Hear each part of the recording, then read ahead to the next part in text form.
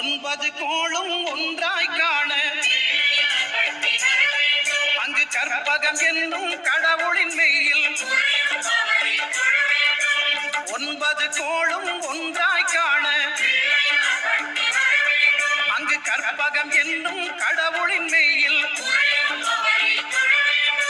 சூரியன் முதலாய் ஒன்பது கிரகமும் பலவித குணங்களை கொண்டிருக்கும் எங்கள் கற்பக தருவில் அவை வரும்போது ஒன்றாய் சேர்ந்து பலனளிக்கும்.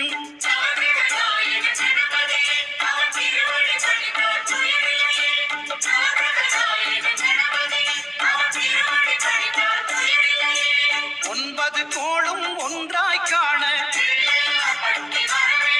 அங்கு கற்பகம் என்னும் கடவுளின் மெய்யில்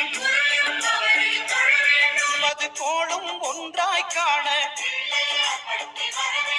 அங்கு கற்பகம் என்னும்